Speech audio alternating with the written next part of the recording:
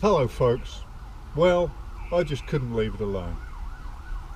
I showed how I modified a cheap stainless pot that I managed to find in one of the hardware kitchen stores here.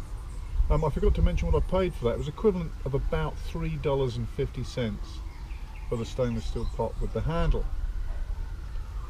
As I said, I couldn't leave it alone. I've been back at it. And may I present the Zabra. So in what follows, I'm going to show you how to make a pucker billy can with a nice little handle and everything. You could do this with anything, any pot or pan. It's the same principles. I had a great deal of fun making this, so come along with me. This is pot handles level 2. I needed a couple of thick chunks of aluminum, so I used a condemned scuba cylinder because that's what was available to me.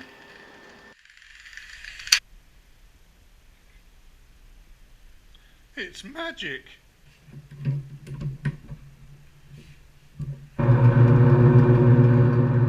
I used the aluminum to make a die for forming the sheet metal, but you could just as easily use a piece of hardwood. It just wouldn't be as durable. This particular die was to be a tool to fit butterfly handles to a future project. This is a piece of sheet stainless steel from the trash. Perfect!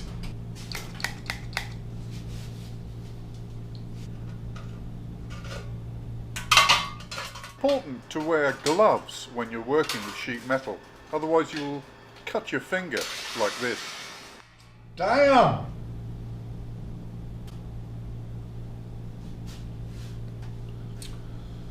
It's a boo-boo.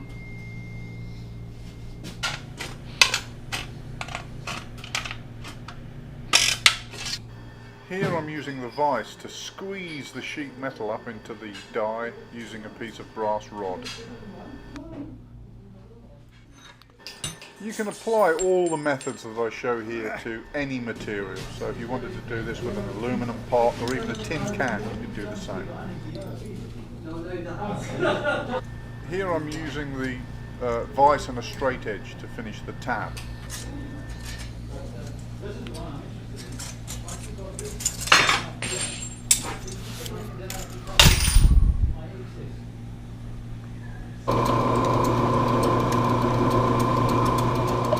Time to drill the holes for the rivet, 5mm holes for 5mm stainless rivets.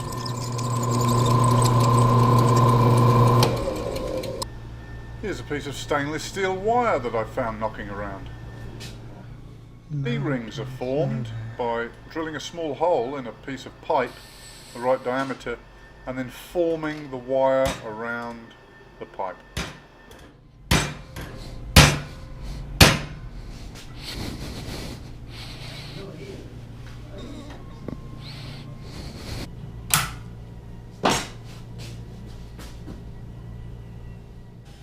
Just finishing things off in the vise here.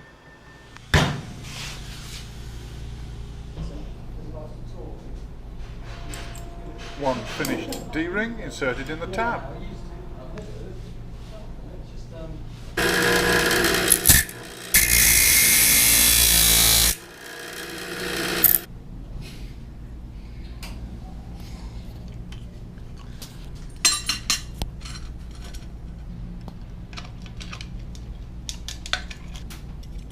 Stainless steel rivets are very tough and require considerable force to close them up.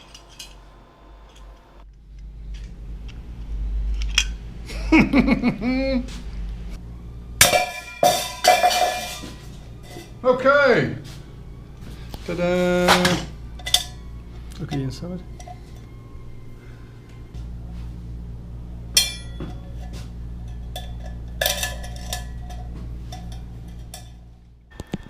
This stainless steel wire has got a lot of spring to it, but a bail handle could be made out of a welding rod, a normal welding rod, or a piece of baling wire, fencing wire even.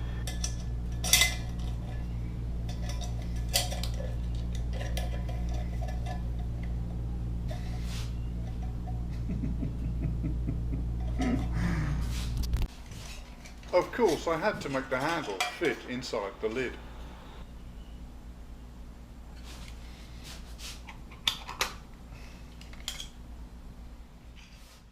The ends of the bail handle are shaped so that by pushing down on it, it will lock in the upright position.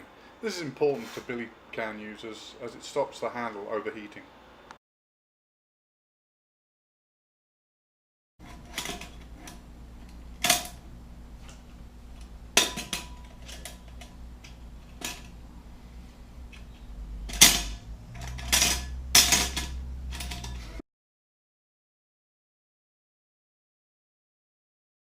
The addition of a compression strap means I can squash down my hammock and it'll stay dry even if it rains on my pack.